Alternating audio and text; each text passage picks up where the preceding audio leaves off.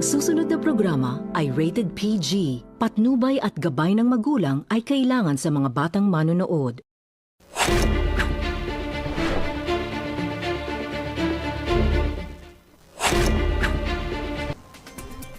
The views and opinions expressed by the host do not state or reflect those of the company and its management.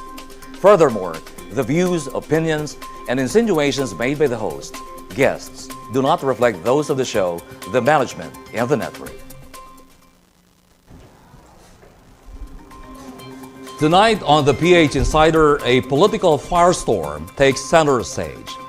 The House Committee on Justice has found probable cause to impeach Sara Duterte, bringing the country closer to a possible Senate trial with major implications for the nation's future. Facing allegations of corruption, constitutional violations, and threats to national security, the Vice President rejects the process, calling it politically motivated. But as the process moves forward, the question remains: is this justice at work, or politics in motion? I am Ox Baliado, and this is the PH Insider on TV.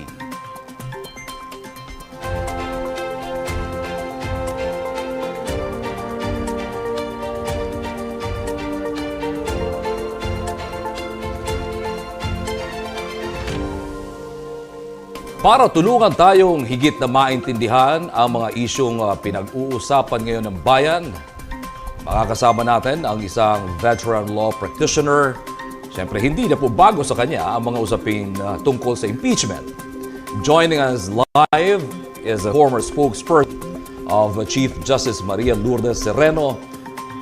Ladies and gentlemen, Attorney Jojo Lacadilaw. Thank you, Ox, for having me. We're so honored to have you here in the show, Attorney. Thank you. And, well, of course, welcome to the PH Insider on TV. At makakasama rin po naman natin via Zoom para po magbigay ng kanyang politikal na pagbasa sa isyong ating tatalakayin, ang isa po sa pinakamagaling na political analyst ng panahon ngayon. Academician from University of the Philippines, Department of Political Science, and a former director of the Senate Economic Planning Office. Ladies and gentlemen, Professor Jean Franco. Good afternoon, Professor. Good afternoon. Yes, welcome po to PH Insider once again. All right. Ang headline ng mainit na pinag-uusapan ngayon ng sambayanan. The motion to open the box is hereby denied. So ruled. Let it be placed on the record that the committee will not open the box. Sa botong 6 affirmative at 38 negative, napagpasyahan ng House Justice Committee na huwag munang buksan ang mga kahon ng income tax returns ni Vice President Sara Duterte sa gitna ng deliberasyon kung may probable cause sa impeachment complaints.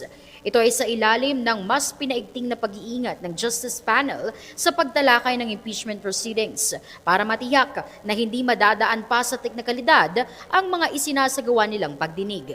Ito ay matapos silang haina ng kaso ni Attorney Man Scorpio dahil sa umanong paglabag sa Bank Secrecy Law, Data Privacy Act at Anti-Money Laundering Act nang ilabas ng komite ang umanong suspicious transactions. Bagaman na natiling silyado ang kahon na ito, hindi naman natabunan ang iba pang mabibigat na aligasyon na ibinabato kay Vice President Sara. Isa na rito ay ang kumpirmasyon ng National Bureau of Investigation na authentic ang video kung saan narinig ang umanong killing remarks ni Vice President Sara laban kay Pangulong Ferdinand Bongbong Marcos Jr.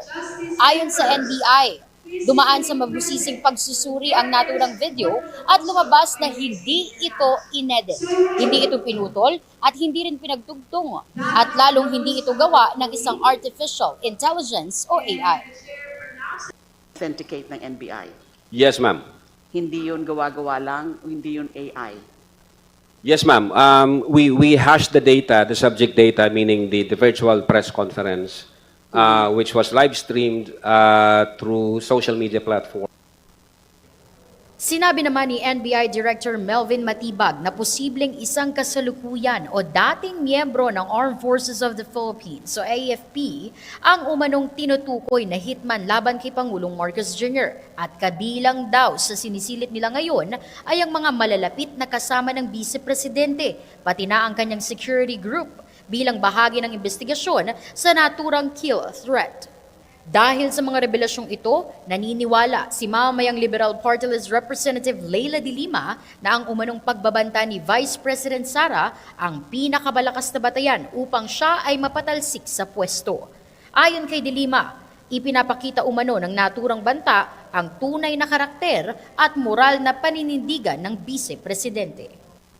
Sa ngayon, nananatiling under investigation ang kasong isinampa ng NBI sa Department of Justice laban kay VP Sara dahil sa umanong killing remarks.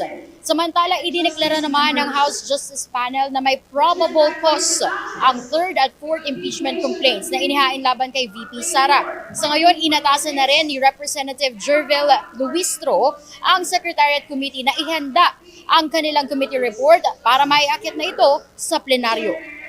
Mula rito sa House of Representatives, ako po si Judea Bernardo, DA Patrol.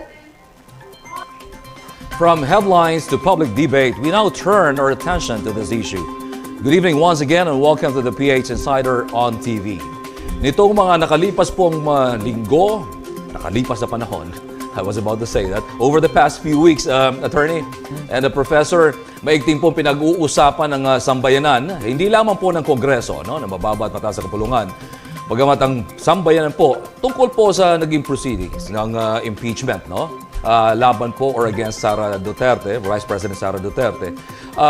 Now, these proceedings, ano po yung mga key turning points ninyo? Sa tingin po ninyo, let's start first with you, Attorney Jojo. Yeah, I mean, yung hearing talaga, makikita mo, for me, yung Committee on Justice, they were really very carefully following yung guidance ng Supreme Court, no? And then, one of the things nga, nung isang araw, nung nag-hearing sila, they did not open the BIR box, no? Yung ITR. Yes, It's, sa akin, abundance of caution yun eh. Kasi baka buksan nila sa National Internal Revenue Code kasi walang exemption eh.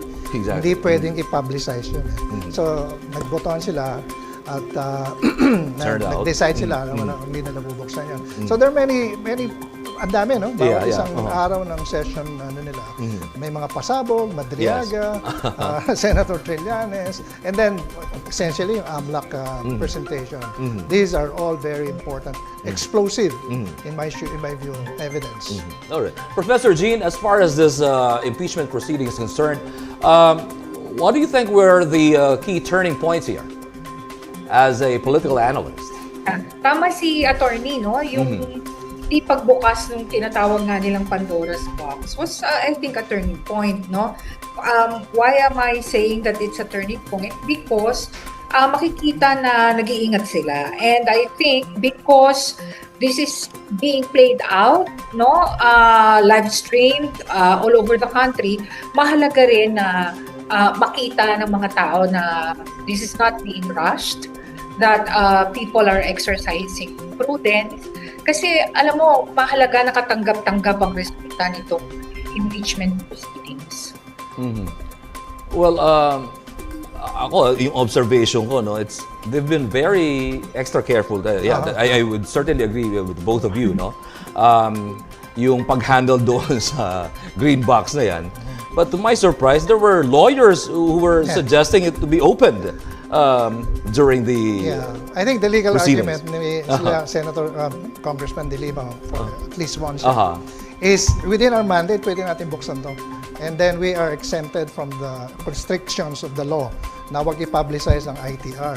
But many disagreed with that. So natalo yung buksan. Parang Joseph Estrada nung araw, second envelope, na natili na isara muna. Sa Senado na daw bubuksan. Well, yun yung pinupush ang majority, especially those who voted. It's not to be opened. Okay. So what do you consider? What would you consider the biggest pasabog here or revelations? You know, the ones that were presented during the hearings from documents, testimonies, or financial records. Ano sa tingin mo, let's start naman with Professor Jean. Ano sa tingin mo po ang pinakamalaking pasabog na nangyari dito? Siyempre yung pasabog, yung yung mismatch, no, doon sa SALN at saka yung mga pera na nahawakan nila na deposito sa bank accounts nila.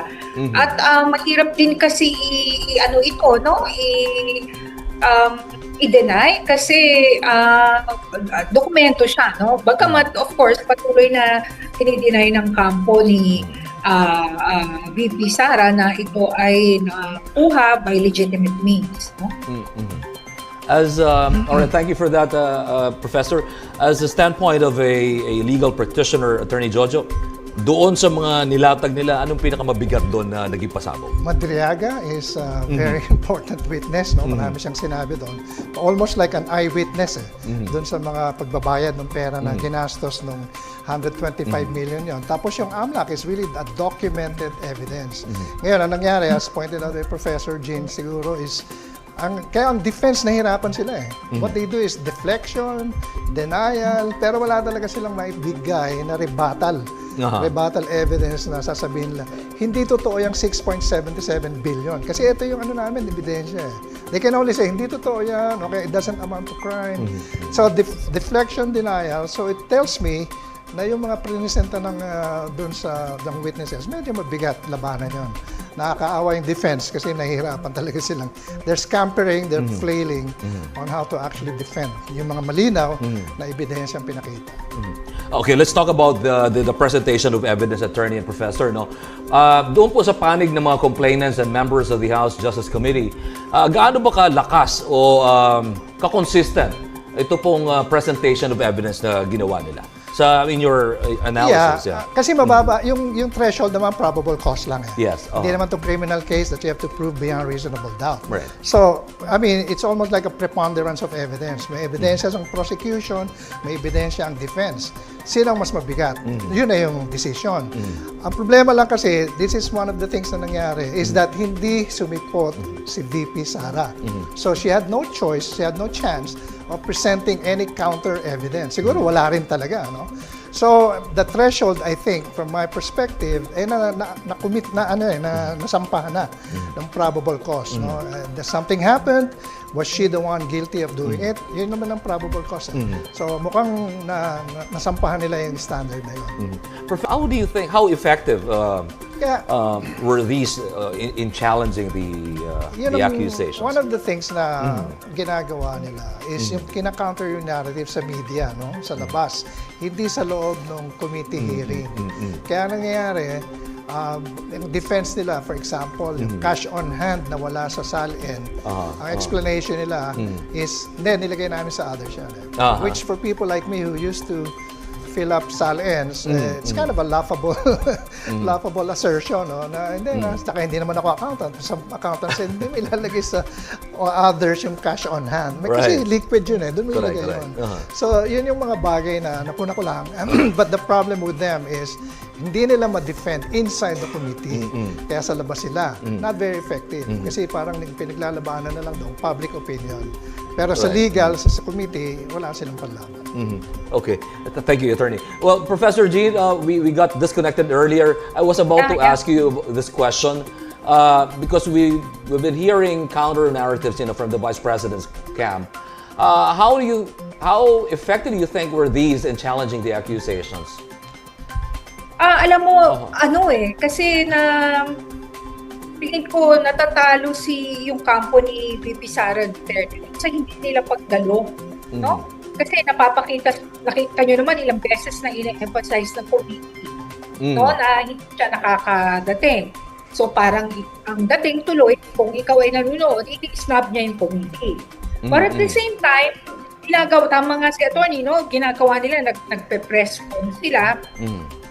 Pero kasi nami-miss yung pagkakataon na makapagsalita. So, I don't know, to an ordinary person, this may look like, you are evading something, no? You are hiding something kapag ka ganun eh. Kasi bakit hindi ka prangka, hindi ka magsalita and you're blaming other people for what's happening to you. So, yun yung talo dun yung kampo sa tingin ko ni VP Sara.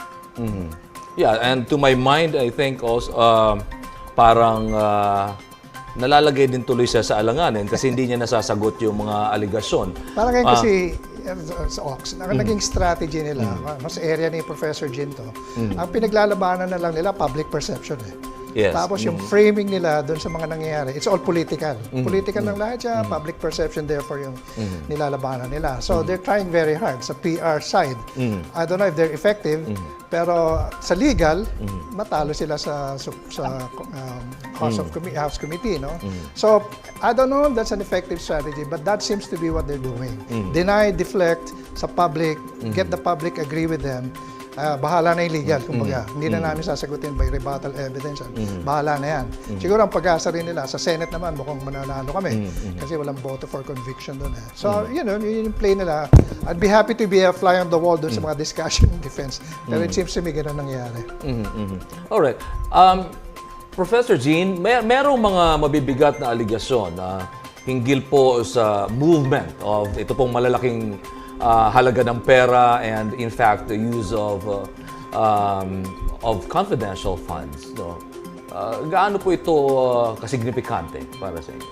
Itong mga aligasyon, gaano kabigat? Very significant ito dahil usapin ito ng accountability at alam mo, dito sa impeachment process na to, no, malalaman natin kung matatag pa rin ang ating mga institusyon. Kung kaya nating talikuran yung isang public official na na-accuse ng corruption o hindi. So, napakahalaga na magiging katanggap-tanggap at magiging transparent ang proceedings nito.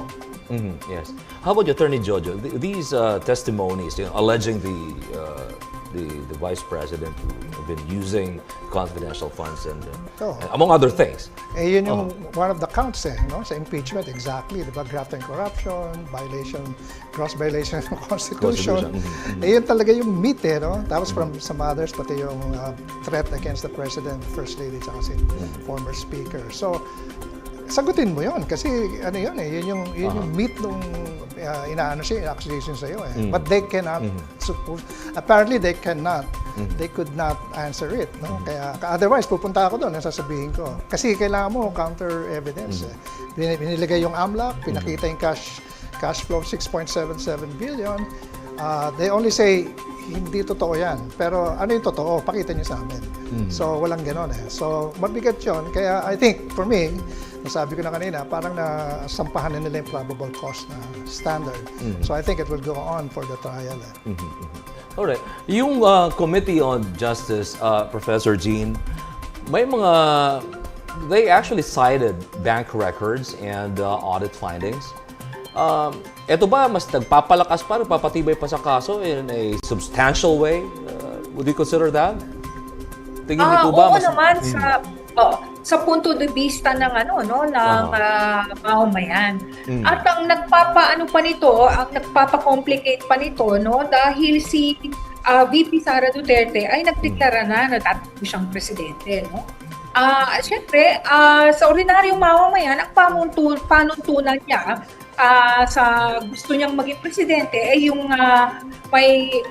yung kayang managot, no?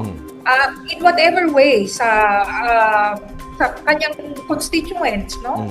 Sa mga Pilipino. So, tingin ko, marami na rin sa ating mga kababayan ang nag-iisip, no? Na is this someone we want to be president someday? So, kaya ang tingin ko, if I were in the camp of Sara Duterte, I'd really encourage her to respond, no?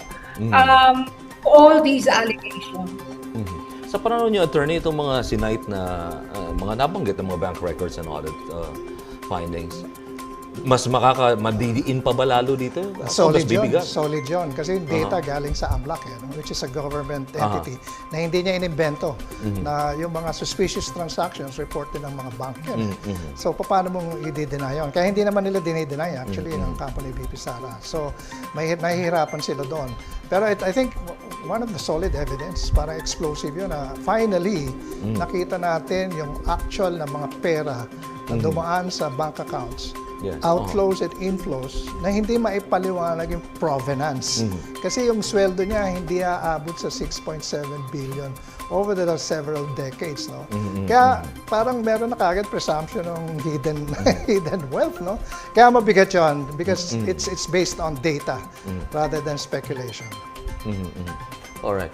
Sige. Pag-usapan naman natin, balikan lang natin to pahapyaw, itong hindi nga pag-attend ni Vice President Sara Duterte, no? Dito sa mga hearings, from a legal and of course a political standpoint, ano po talaga yung impact nito sa pagdating sa perception and the strength of her defense? Just to emphasize lang, although you fleetingly mentioned earlier Obviously, the repercussions. Tingin ko lang, no? People think na parang surrender. Kasi kung talagang lalabanan mo, dapat nandun ka, forefront ka eh. Ako, tingin ko, as a lawyer, no? Kapag wala kang defense, talagang hindi ka haharap eh. Kasi may hirapan kang i-defend yung position mo. Sabi nga lang, if you have no defense, they just pound the shoe on the table as loud as you can, bang the table. They can't do that. That's why they did not appear. Kaya lang, nasagasaan sila ng buong complaint at saka yung mga ebidensyang present na walang effective na response. They go, tapos inaayos nila yung public image relations paglabas sa press conference. Not as effective. Pananaw naman po ng isang political analyst, Professor Jean, how does that impact the perception and the strength Well, of her of course, defense? gusto nilang i-fuel yung gusto nilang narrative na parang this is just a mere political persecution, that's one. Pero ako, bagamat sabi ko nga, no, kailangan sana lumabas si Sara Duterte, kumaten. Pero ngayon, bigla, it just dawned on me na baka din it can also backfire against them, no? Kung kumaten, not only because she had to defend herself, but also because in the past, pag uma-attend si Sara Duterte ng mga hearings, talagang she's so uncomfortable responding to the questions. Makikita mo yung galit. So, siguro iniisip nila that it might work against her and her presidential bid. No? Kung ano man yung mangyari. Hindi kaya strategy din niya kaya hindi nagpapakita? I mean... Yeah, I agree with the assessment ni Prof. Jean kasi parang you're fighting for perception. Ngayon, kung hindi mo makontrol yung narrative mo dahil napikon ka, may deficit. Exactly. May deficit. Or pwede pang magdiin. Kaya, I think, in a sense, yun ang strategy. Okay. Let's keep away from there. Bahala sila. Lalabanan na lang namin ito sa Senado na meron kaming konting support na baka acquitted naman anyway. So, ganun siguro yung nagiging mindset nila. Saka yung pag-iisip nila. At lalo na, nakita naman natin kung paano magalit si VP Sara, di ba? So, ang tingin ko, gusto nilang i-avoid yung ganung pangyayari ulit. Well, at this juncture, quite apparently, meron hong nagkaroon na ho ng malinaw na palitan ng mga testimonya and evidence of pieces of evidence have already been presented by both camps. Gaano po ba ka-solid yung kaso as it moves really closer to a possible Senate trial? Ako, feeling ko nga, dahil probable cause yung standard ng evidence, I think nasampahan na nila yun. So, darating sa plenaryo yan, pagbobotohan ng 1/3, 30%. Tapos isasama na yan sa Senado. Ngayon, sa Senado, syempre, ganun din naman ang standard, hindi naman beyond reasonable doubt. So, preponderance of evidence lang to. Okay, yes. May evidence sila, may evidence kami, mas mabigat yung sa amin. Dapat convicted. Pero, mas alam ni Prof. Jean to, the politics siyempre plays a lot. At ako, tingin ko lang, walang number ang conviction sa Senado. Kaya if I were them, diretso ko na sa Senado to, doon na lang tayo maglabanan. Kaya lang, may dynamics kasi lalabas lahat ng ebidensya. And I don't know how the public will perceive it or act on it pag nakita na nila, ito pala talaga. At tapos walang sagot si VP Sara, na-preview na natin para walang sagot. Baka magbago yung public opinion. Yes. Pero yung boto sa Senado, parang ngayon, parang at this point, parang hindi siya mako-convict. Dahil kulang. Professor Jim, before I finally let you go, I understand you still have a commitment, a prior Okay lang. commitment rather. Okay, can you please give us your take on this matter? Okay. Tama, no? At may isa pang nagpa-complicate, no? Pagdating sa Senado, yung flood control scandal. Diba? Yes. Kasi alam naman natin ng politika, no? It can also be used as a bargaining chip by those who are being accused. Correct. Correct. Yes. Tama yan. Diba? Same with politics, no? So, really political, legal, and constitutional ang impeachment exactly. talaga Yes, Hindi yes. talaga siya purely legal. In nature. Pero constitutional Okay. siya. So, may responsibility in judges to be fair and abide by the evidence. But who knows what will happen. All right. Okay. At this point, Attorney, we have to thank Professor Jean for joining us this Thank you evening. so much. Thank you for sparing your time for us. Thank you. Maraming We salamat, appreciate it. Attorney. Maraming salamat. Prof. Thank you. We'll see you again soon. Thank you. After weeks of explosive hearings, conflicting narratives, and mounting evidence against Sara Duterte, one question now takes center stage: what happens next? We'll take a short break. The PH Insider returns in a moment.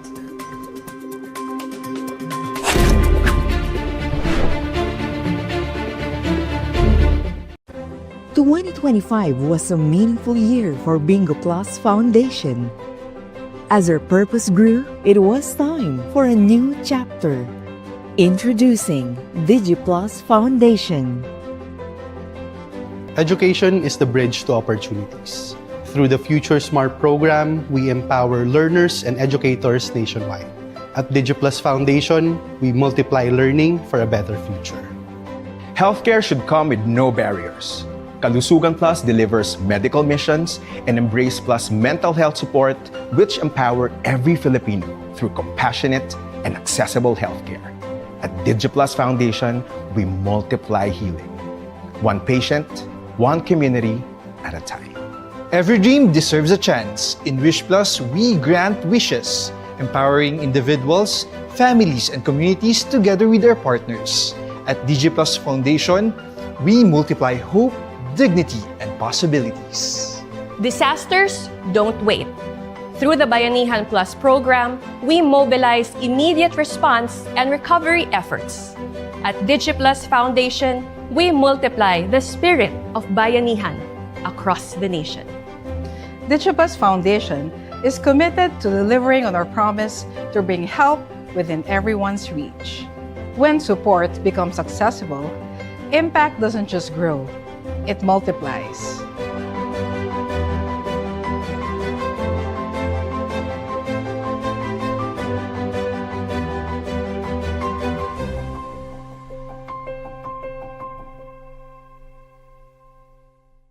Madaling pa ba mag-cash in sa Bingo Plus? Sa Bingo Plus. Official partner na namin ng Bayad Center. Easy! License ba yun ng Popcorn? Sa Bingo Plus. Kaya responsible gaming lagi. Ang fun! Gaming? Na may insurance? Sa Bingo Plus. Sa PhilFirst, insured ang wallet mo ng 1 million pesos. Safe nga! Talaga namang... Sa Bingo Plus. Partnered with Bayad Center, licensed by PAGCOR, protected by PhilFirst. Sa Bingo Plus. The best players succeed because they set boundaries. Every great athlete wins with control. Always have a game plan.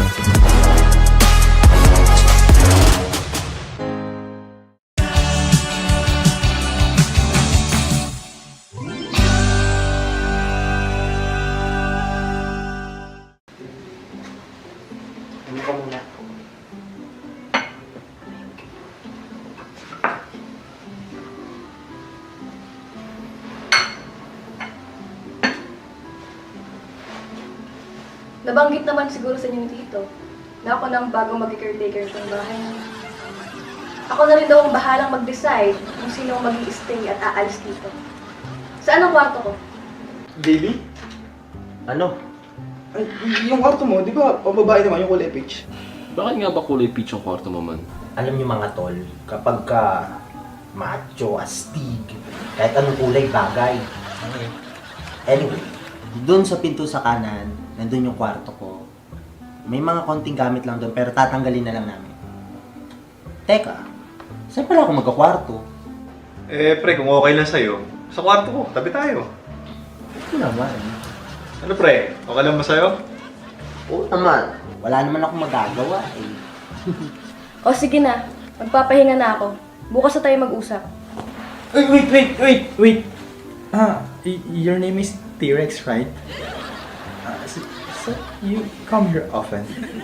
Trix. Trix ang pangalan ko, hindi T-Rex. So you like magic tricks?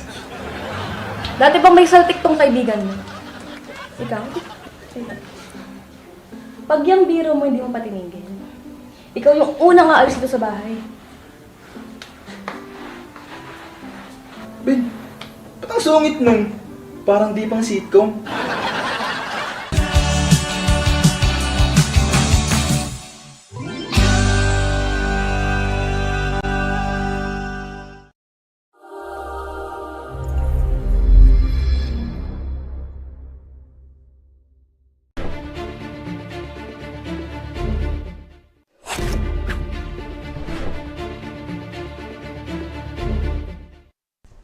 Welcome back. This is the PH Insider on TV.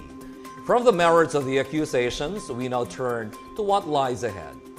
With the House Justice Committee finding probable cause against Sara Duterte, the spotlight now shifts to the process where all procedures properly followed and what comes next as it moves closer to a possible Senate trial. So let's break it down, Attorney. Yeah, after yung huling hearing nung 29th, 2 days ago, the next, meron pa ang Congress ng May 4 to hanggang June 5 na session. Dadalhin doon and supposedly doon magbobotohan yung plenary. The plenary needs 30% to pass it on to the Senate. So yun yung hinihintay natin. Pero tapos na yung hearing sa Committee on Justice. May resolution na. Bobotohan na lang ng plenary kung nag-agree sila na may probable cause. That says 30%, 110, 106 votes lang. There's about what? 300, over 300 kaya congressmen. mga 106, 110 Yeah, yata something yung around that one-third, figure. Okay. So pag nakuha nila yung 110, I don't know kung kailan nakukunin yon. It may be before the end of May, mabilis naman yon. Papasa na kaagad yon sa Senado. Parang yung nangyari February last year. No? Pinasa sa Senado, doon na papasok yung question ng forthwith. Okay. Kung agad-agaran ba itong tutugunan? Anong gagawin ng Senado? Okay. At nag-weigh in ang Supreme Court, diba, the other day. Yes. Kaya maganda rin pag-usapan. But given those facts, were all the process or procedures properly observed here? Yeah, that's a good question. No? Kasi nung na invalid yung ginawa nila noong July, 2025. Sabi ng Supreme Court, hindi tama yung due process na ginawa nyo. Kulang. So ang Supreme Court actually nagbigay ng procedure which is very interesting kasi parang ini-impose nila sa isang co-equal branch, no? But let's put that away. Pero they gave several guidelines on how to satisfy the requirement of due process. And yung napanood ko anyway, na mga sessions ng House Committee, they're very, very careful na sundan nila yung guidelines ng Supreme Court kasi ayaw na nilang mapunta sa Supreme Court na naman, kino-question yung validity ng ginawa nila. Just like what happened in July, yung last in 2025. So, talagang very careful. In fact, may mga hearing na mga tanong ng congressman. Tapos pipigilan sila ni Chair Luis Ross. Sabi, hindi, huwag niyo itanong yan kasi probing question na yan pang-trial yan. Ang kailangan lang natin, clarification. So, hindi nila tatanong yung mga gusto nilang itanong. Kaya they were very, very careful. At saka one indication na pag-usapan natin kanina, of their carefulness, yung BIR, ITR. No? Hindi nila binuksan yung box. Kasi kung binuksan nila yon, pwede na namang sabihin na violation of due process, violation of the law, etc. So, they're very careful. Kaya ang tingin ko, parang wala nang pwedeng ibato na violation of due process dahil sinubukan nilang gampanan lahat ng recommendation ng Supreme Court. Pero may sinasabi, may mga concerns din, as you perhaps also would have heard, na there were concerns on, sinasabi nga yung hearings daw went beyond the original complaints. And ang tanong doon is, could this raise a due process issue? Yeah, but yung mga napanood ko, hindi. Kasi 4 counts yun At they actually discuss yung each count. Saka yung mga presentation belong to one of the counts. No? Kaya palagay ko, hindi naman yun, hindi papatok yun. Ang una nilang inaano, I think may case ngayon, Supreme Court, na trial na to. Hindi na to hearing lang ng House Committee, ang trial sa Senado. So, therefore, invalid yung ginagawa ng House Committee. Pero I don't know kung the court will actually agree to that. Kasi yung nakita ko, talagang iniwasan nila na magbukang trial Puro clarificatory question, walang probing question. Yun yung description nila roon. So, parang wala na akong makita na magiging cause pa that the court will enjoin dahil invalid yung nangyari, like what happened last year. Kaya, my prediction, tuloy na to sa Senado. Sa pangkalahatan, ito bang proceedings itong the entire proceedings, can you consider this as really fair and impartial? Well, ang definition... O walang bahid ng bias man lang? Hindi natin of course, may mga sarili motivation ng bawat politiko na nandun, Pero in terms of legal requirements for due process, kasi yun lang naman ang constitutional guarantee na dapat lahat ng inaakusa, whatever it is, bigyan mo ng chance to be heard. So, yun lang ang standard ng due process. And I think, ang argument ng marami sa Kongreso is we have given ample time and chance to VP Sara to appear at least 6 times. So they're confident, and I agree with them, na we have extended due process. So hindi na pwedeng gamitin pa yung argument at sabihin, hindi, na-violate yung due process ko Kasi ang due process lang naman, ibig sabihin, bigyan ka ng chance sumagot o confront mo yung mga problema na hindi niya ginawa. Hindi niya ginawa for 6 times. So I don't think meron pang valid complaint na na-violate yung due process rights ni VP Sara. You earlier mentioned about the 1/3 vote ng Kongreso. How critical is this in securing? That's constitutional requirement. Kasi hindi pwedeng pumunta sa Senado kung 30% hindi bumoto. So pag kumbaga kung 20% lang yung in favor of the probable cause, the petition is failed. So wala, tapos yung kaso. Kasi the Congress is not, hindi sila nag-agree. At least 30% of them. Kasi parang silang fiscal and they're going to approve due process or not. Pag hindi na break yung 30%. Ito mga congressmen, So, okay. Pag hindi na break yung 30%, parang dininay na ng fiscal yung complaint na yon at wala na, tapos na yung impeachment. Pag nakarating na to sa Senado, how does this process will differ from the... Well, the Senate will now... From the one that was held at the Congress. Mag-aano siyang Senate, magkukonvene as impeachment court. Hindi as Senate, impeachment court. Naka-robe sila, di ba? Yes. Tapos mag-oath sila ng bilang judges ng impeachment na they will swear to the fairness na gagawin nila, etc. In listening to the evidence and everything. So, yun yung next na tanong, Ang question lang natin na hindi natin ma-predict kung kailan gagawin ng Senado yon. If you remember last year, si under Chis Escudero, natanggap nila ng February yung complaint, hindi nila, until matapos yung election ng July. So, forthwith pa ba yun? Immediate ba yun sa 5 months? So, ngayon, naglabas ang Supreme Court ngayon ng definition ng forthwith Pero walang masyadong standard. Ang sinabi lang nila, reasonable time. So it remains to be very subjective. Again, parang sinabi mo sa Senado, discretion nyo pa rin. Yes. Tapos kung unreasonable yan, somebody will file a case and sasabihin namin kung unreasonable time yan. So, yun yung blank ngayon, kailan gagawin ng Senado to? Kasi mag-e-end ang session June 5. Okay. Magre-resume sila July 27 for a regular session again the next It's over a month recess. Tapos yun yung SONA. Gagawin ba ni Tito Soto to before the end of June 5? Just June 5? Or hihintayin na naman natin yung end of July kasi bagong session saka lang nila i-convene yung impeachment court. The difference last year and now, last year may election. So naghintay sila ng election. Ngayon, it's up in the air. Hindi natin alam. Kasi the Supreme Court did not give quantifiable standard. Ano ba yung forthwith? Discretion na talaga. Ano ba yung period? May reglementary period ba? Wala. So vague yun yung vague yun for me. Reasonable. So because of that, it's not very useful. Paano ni-resolve ng Supreme Court? I was hoping sana they applied it dun sa nangyari noong February. Na nung ginawa nila, natanggap ng February, July na sila na gano'n. That may not be reasonable. Sana may ganong opinion dun sa nangyari. Para at least meron tayong idea ano ibig sabihin nun. Right now, I don't have any idea. At least we also see as to when exactly it's going to happen.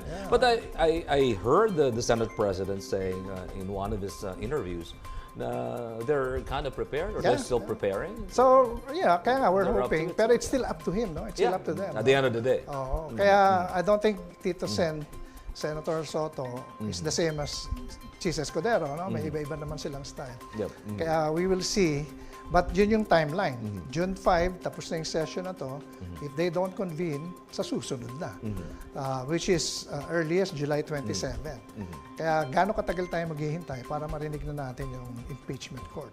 2 months, di ba? Ganun pa yung nakikita natin. Diba? I'm eager to ask this question to you, Attorney Jojo. No? For the Vice President herself, what does the outcome of these hearings signify, both legally and politically? Politically, tingin ko, hindi advisable kay VP Sara na protracted yung discussion sa House. O pahabayan. Kasi nasisira, nag-weaken yung kanyang popularity ron. If I were her, didiretso ko na sa Senate yan.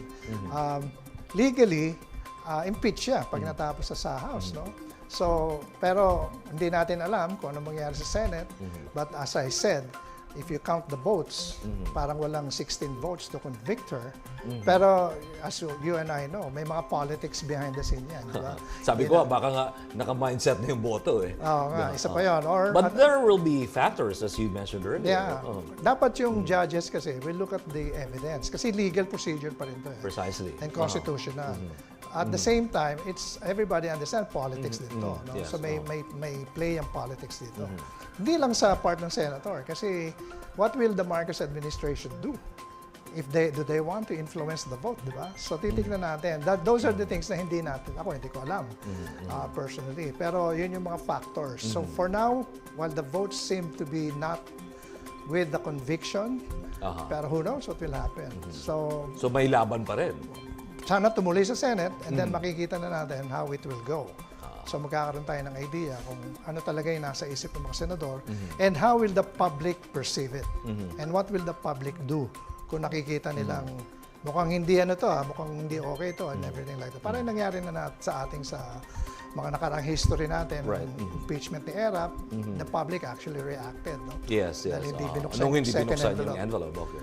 So ganito rin, who knows kung ano mangyayari. Kasi politics is really hard to contain. Hindi mo alam kung saan tatakbo yan. Yes. It's just so intricate. Yeah. All right, sige. Let's for us to wait and see. Meron pa bang natitirang mga option para kay VP Sara Duterte? Or can she still challenge or say put a halt on the process? Well, they try to go to the Supreme Court, diba? And nobody can prevent them naman file all cases, pero whether the Supreme Court will act on them, hindi natin alam. Kasi nag-TRO sila Hindi ginrant ng Supreme Court yun Hindi tinigil. Pero siya, in a sense, politically, sa House kasi, pwede siya mag-campaign doon so that they don't get the 30%. Yun yung sa level ng House of Representatives. Pagdating sa Senado, talagang labasan na ng evidence and then witnesses na legal strategy and everything. Kasi trial yun. Yes. Trial yun. Hindi na botohan yun at some point. Trial yun. Tapos magbobotohan kung conviction o hindi. So, magiging iba yung strategy ni Ron. Kasi hindi na siya pwedeng, hindi na siya pwedeng mag-absent, pero sabi ni Senator Lacson, pero pwede niyang i-waive yung presence niya. So I don't know kung pupunta siya ron at makikilahok siya. Pero I'm sure may mga defense counsel siya. So we will see kung anong gagawin nila ron. Pero that's another stage na trial yon. Sabi nga nila, we're getting to the interesting parts, the exciting part. At makikita na natin yung evidence. And how will actually VP Sara respond to this evidence. First time makikita natin, other than denial and deflection, hindi yan ibig sabihin porque may inflows yan, definitely crime na yan. Hindi yan ang ibig sabihin yan. It does not equate to that, if I may quote one of the lawyers. So makikita natin, yan ba yung defense niya o meron kayong more substantive? Many of our kababayans actually believe that there will be broader implications itong impeachment na to. If you talk about a political alliance, governance, and the direction of politics. For sure. How do you do Well, that, Attorney? one of the things that I'm trying to look at, kasi this will also determine for me who will be wielding power after 2028. Kaya may implication to sa future ng ating bansa. Kasi whoever wins the political battle now, makikita mo na kung sino ang mananalo sa election sa 2028. That's why people are kind of, jockeying very hard kung para matalo, manalo, hindi na kumandidato or kumandidato. Kasi this will really determine kung talaga bang malakas si VP Sara sa election, etc. Then we will know who will then wield power, political power sa ating bansa after 2028. Nag-change, nag-shift yung scenario, and then we will see. Okay. Sige. The last but not necessarily the least of the questions that we prepared for you, Attorney Jojo, that we need to discuss. How should our fellow citizens who continue to closely follow political developments view or interpret these events? Well, sabi nga ni Professor Jean kanina, acid test to sa democracy natin. That's a freedom natin. Can our institutions actually prevent impunity? Can actually make highest government officials accountable for perceived wrongs, tsaka mga complaints? Kaya ba natin to as a country? So, mabigat na kailangan tignan ng lahat ng Pilipino. Kasi kung naririg pala, kahit na anong ginawa mo na, obvious na, hindi ka pa rin madala sa legal process, impunity, hindi ka held accountable. May problema in democracy natin. We're democracy in name, pero not in practice. When the elites always, go scot-free. Ngayon lang, natetest na rin tayo sa mga flood control, di ba? Talaga bang makukulong natin yung mga powerful senators and congressmen na yan? Impeachment naman, talaga bang matatanggal natin ng isang vice-presidente na palagay natin nagnakaw ng pera, may ginawang ganito, may yung counts ng impeachment. So it's an acid test. So hopefully we pass it. At that's our institution are strong enough to make sure na mawala yung impunity, na accountable lahat ng mga government, public officers. Otherwise, walang pupunta ng Pilipinas.